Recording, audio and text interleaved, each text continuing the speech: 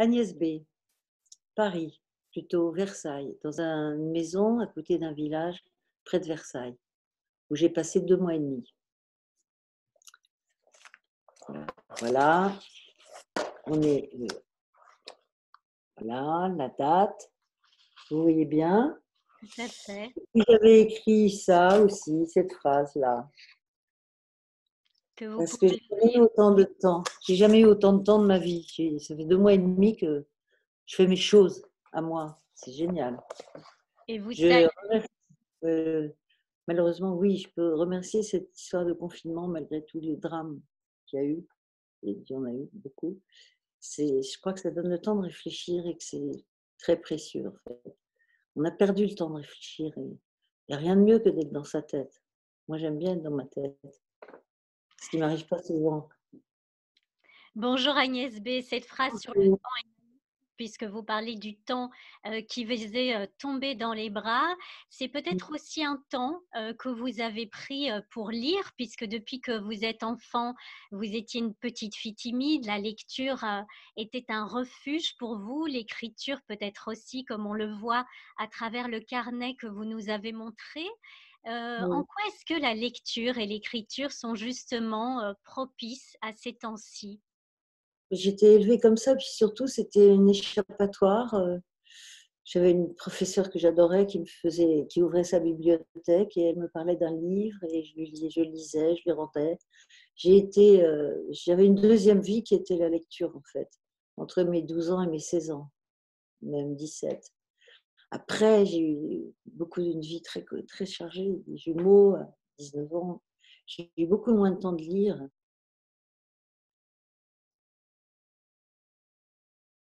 Agnès? Ça activise beaucoup. C'est passionnant, les histoires de Nicolas Le Floch par Et Jean-François Parrot. Ça, ce sont mes copains du XVIIIe siècle, et d'une certaine manière. l'écriture pour Et pardon. puis je lis aussi, je sais pas, des gens comme des poètes, choses qui me portent. J'écoute les oiseaux. J'ai la chance d'avoir été dans ce confinement tranquille. Et l'écriture, pourquoi ce besoin d'écrire ce journal du confinement? J'ai écrit comme ça parce que j'écris beaucoup dans ma tête, mais j'ai jamais le temps d'écrire en fait. Mais j'écris beaucoup dans ma tête. Et ça m'a dit, bon, de temps en temps, j'ai posé quelque chose comme ça. Mais j'ai vraiment apprécié de me retrouver avec moi-même, en fait. Même si j'ai un ami que j'aime beaucoup qui est un peu la squatter. J'ai été beaucoup avec moi-même. Et je sais pas, ça m'arrive pas. J'ai eu 5 enfants, j'ai travaillé tout le temps beaucoup. Donc tout d'un coup, j'ai eu du temps et vraiment, c'est un cadeau, de certaine manière. J'espère que d'autres comme moi le vivront comme ça et auront presque à un moment une sorte de nostalgie de ce temps qui nous était imposé et qui a fait on a pu le prendre dans ses bras le temps, on en a eu du temps, enfin dans mon cas.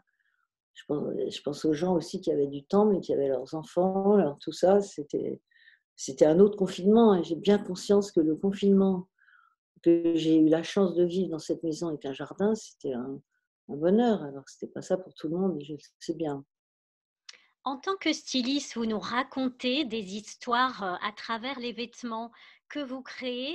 Est-ce que vous pensez qu'en humant l'air du temps que nous vivons actuellement, vous allez être inspiré ou influencé autrement dans votre création? Je pense que j'ai toujours été très réaliste, j'ai toujours fait des vêtements qui étaient le moins datés possible. Et là, j'ai eu l'occasion ici, avec tous mes habits et tout ce que je peux porter. Puis j'ai une robe que j'avais il y a 40 ans, une autre il y a 30 ans, une autre il y a 2 ans, des pulls, des jupes et tout. Et je me suis amusée à retravailler cette garde-robe en me disant, est-ce que ça, je le mettrai aujourd'hui? Ben oui.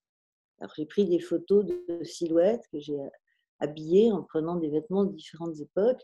Et on va faire un petit album avec, il y aura une surprise parce que j'ai fait ça avec une artiste qui m'a laissé habiller 2 personnages à elle et je me suis amusée à faire, en fait, je vais faire une sorte d'album.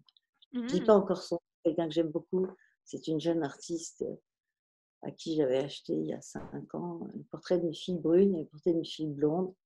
Et ces 2 portraits, bah, je les habille, je les mets par terre, je prends la photo. Et donc j'ai fait beaucoup de créations pendant le confinement. J'ai fait des petites ardoises avec des choses collées, des objets trouvés. Je sais pas, j'ai eu un temps fou pour faire mes choses, c'est extraordinaire. Et voir le printemps de près, ça change de république, c'est sûr. Où je passe mes journées habituellement, que j'aime beaucoup aussi d'ailleurs, mais pour d'autres raisons. Bien sûr. Alors, durant le confinement, toutes vos boutiques dans le monde ont été fermées, les Fashion Week ont été annulées. Quel va être l'impact de Les ces Fashion crises? Week n'ont pas été annulées. Les gens sont revenus de Milan. J'ai annulé mon défilé, moi. Mais la Fashion Week à Paris n'a pas été annulée. Ce que j'ai réprouvé, enfin, bon, en tout cas, quant à moi, j'ai annulé mon défilé hommes et femmes qui devait avoir lieu le 2 mars. Voilà. Malgré tout, contre vents et marées. Et finalement, heureusement qu'on a annulé ce défilé. Les gens arrivaient de Milan, les mannequins arrivaient de Milan, les journalistes aussi. Bon, j'étais très très choquée d'être la seule, ou presque. Après, il y a eu aussi Jean Touitou d'APC. Bon, mais on était les seuls. Il ne fallait surtout pas qu'on annonce qu'on annulait le défilé pendant la semaine des Fashion Week. Donc cette Fashion Week, elle a été dangereuse en fait, Mmh. finalement. Et heureusement, on n'a pas fait de défilé. Mais j'ai fait une vidéo, un truc avec tous les mannequins, habillés par moi, photographiés par moi, qu'on a mis sur notre site. Donc, c'est le défilé hiver prochain, là. Voilà. J'ai le cahier, là, avec toutes les photos. Mmh. C'est tout ce que j'ai fait. C'est les hommes, les femmes, comment elles vont être habillées chez Agnès B l'hiver prochain, le street, l'homme, le truc, voilà. C'est Donc, j'ai magnifique. fait comme un défilé. Quel est l'impact, que cette Tout ce travail. C'est un travail collectif énorme. Donc, annuler le défilé, ça veut dire aussi garder quelque chose à la place. bien sûr. C'est vidéo, machin. Et qu'est-ce que vous redoutez par rapport à l'impact que cette crise du coronavirus va avoir sur le secteur de la mode? Je pense que le secteur de la mode et Armani a commencé déjà à dire, et heureusement, parce que je me suis sentie très proche de lui, qu'il fallait changer beaucoup de choses. Moi, je suis quelqu'un qui est un peu franc-tireur, j'ai jamais fait de publicité. J'aime pas la publicité, je ne suis pas bling bling, j'aime l'élégance, les vêtements beaux, les matières qui restent bien, qui habillent des gens de tous les âges. Là, en ce moment, il y a des filles de 18 ans qui portent les robes que leur mère portait il y a 20 ans. C'est rigolo pour moi de faire des vêtements pas datés, justement. Donc, je pense que depuis le début, je suis très réaliste, très... Je sais qu'on ne s'achète pas tout le temps des habits pour les laisser dans le bas du placard et les mettre 2 fois, non. Et puis, je suis pour la qualité, je suis pour le respect, j'aime que les gens soient contents, j'ai envie de leur faire plaisir. C'est ça ma manière de faire mon travail, depuis toujours. Donc, je pense que l'éthique de la maison, avec mon fils Étienne, qui est le directeur, on est quand même au moins d'accord sur tout ça, et heureusement, et c'est bien. Et avec les équipes qui sont enthousiastes de travailler pour nous et avec nous. Et moi, j'aime vraiment mes équipes.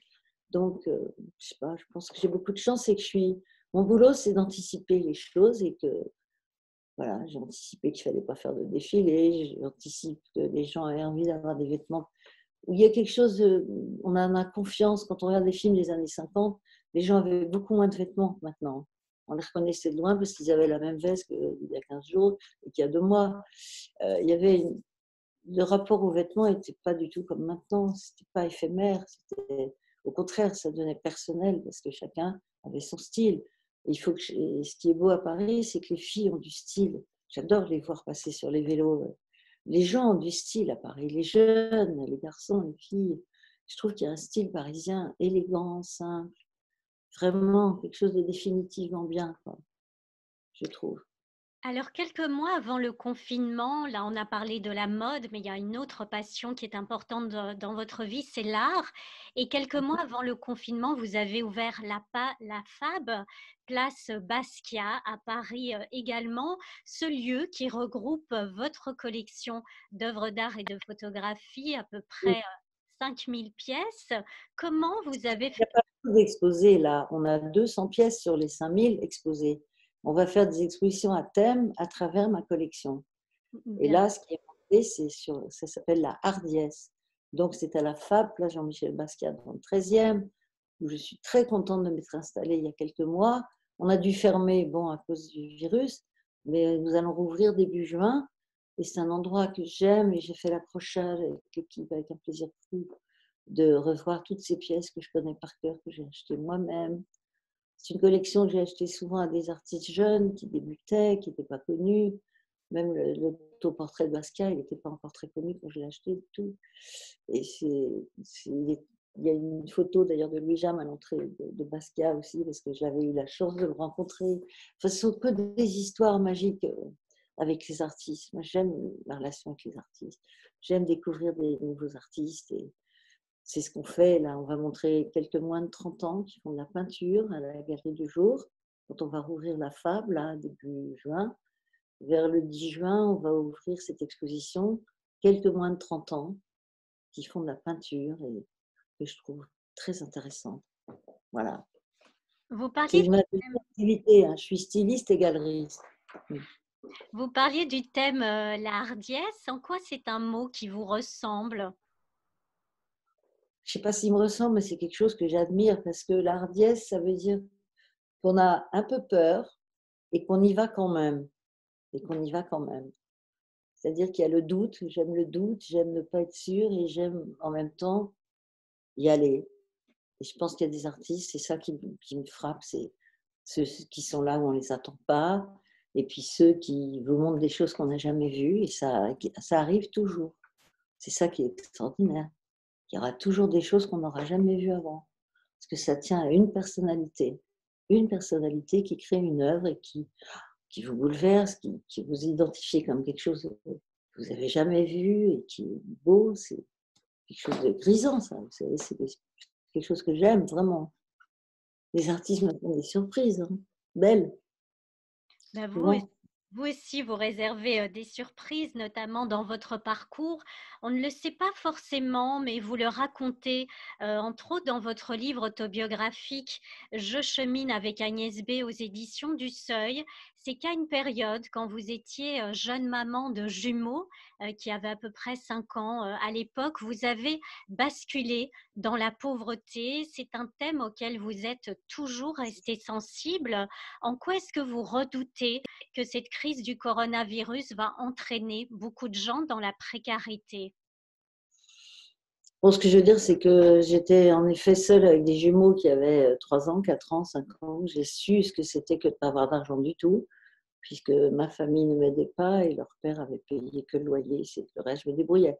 Donc, je sais ce que c'est, c'est pour ça que je pense qu'il y a déjà beaucoup de gens qui étaient dans la précarité bien avant le coronavirus.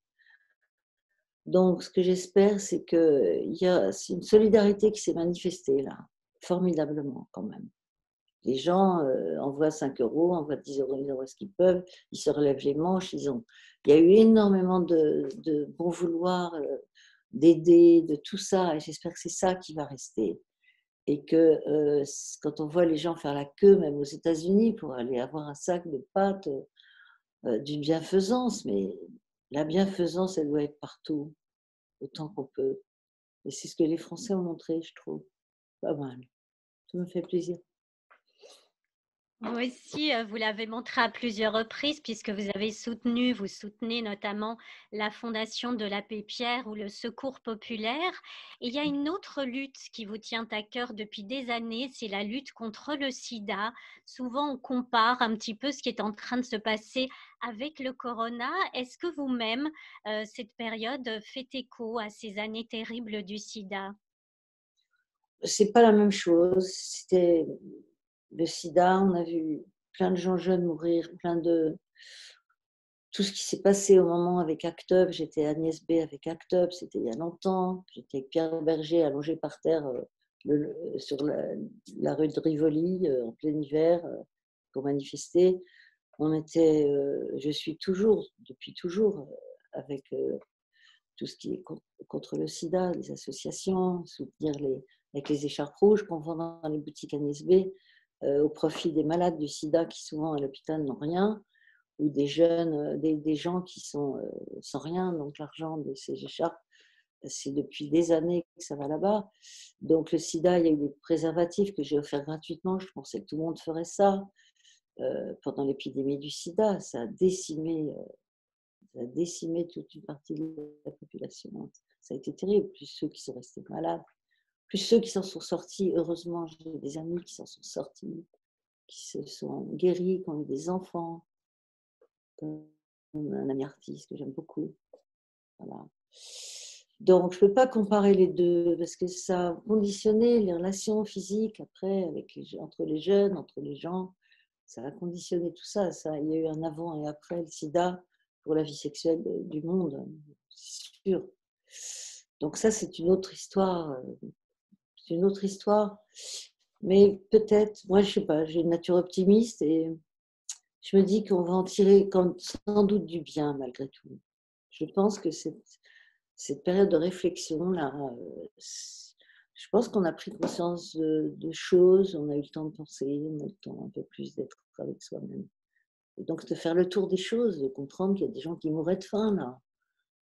Il y a des gens dans la rue, là, il faut les nourrir, ils n'ont pas des sans-abri. On leur dit, restez chez vous. Oui, c'est ça, d'accord. Bon, ils sont dans la rue, ils sont sans-abri, ils n'ont rien à manger, ils n'ont pas d'argent, ils ne peuvent plus quêter, il n'y a personne à qui tendre la main. Enfin, bon.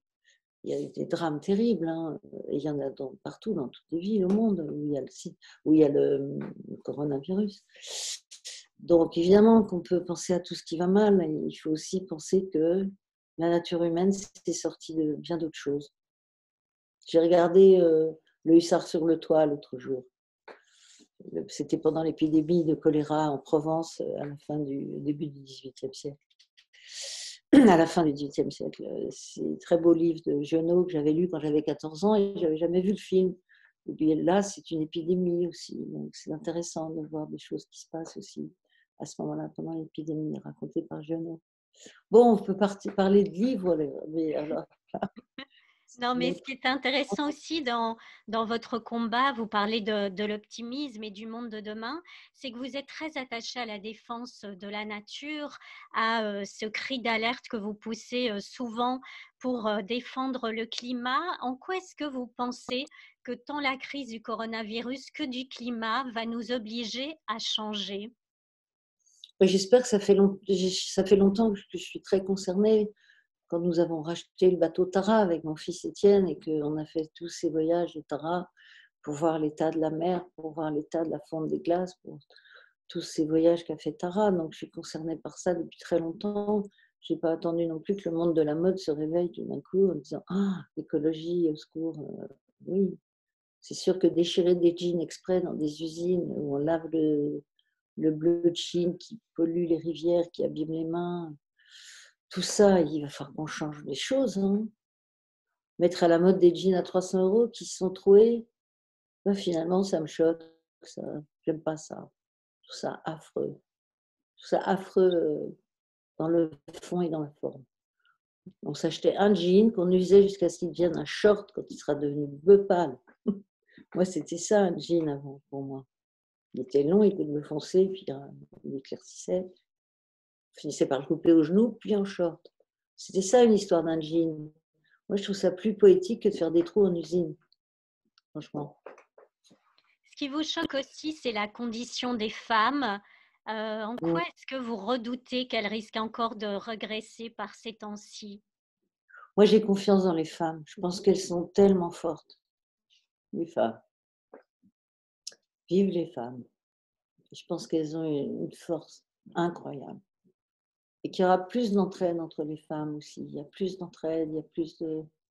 Je pense qu'on essaie de les protéger plus qu'avant. J'espère qu'on va y arriver. Mais je pense qu'elles sont fortes. Il faut y arriver avec les hommes aussi. C'est pas la peine de rester les femmes, les hommes. Moi, je pense que les hommes et les femmes peuvent être ensemble et travailler ensemble à la condition féminine. C'est aux hommes de prendre conscience aussi. Les Même si femmes, Les femmes sont aussi coquettes. Donc, ma dernière question est une question mode. C'est comment rester ben, quand même chic et s'adapter au style Agnès B en ces temps bah, de coronavirus et ces temps masqués?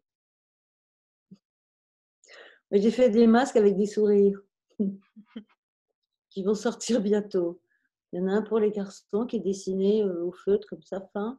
Et puis il y a 4 couleurs de rouge à lèvres différentes dans mes masques qui sont faits en coton écru, en coton de toile à patron. Il y a un pli au milieu, il y a deux plis comme ça, et ça fait un sourire. Il vaut mieux garder le sourire. Merci Agnès B. Le vôtre est magnifique. Surtout, prenez soin de vous et prenez-vous et portez-vous bien. C'est gentil, merci beaucoup. Merci. Au Bye bye. revoir.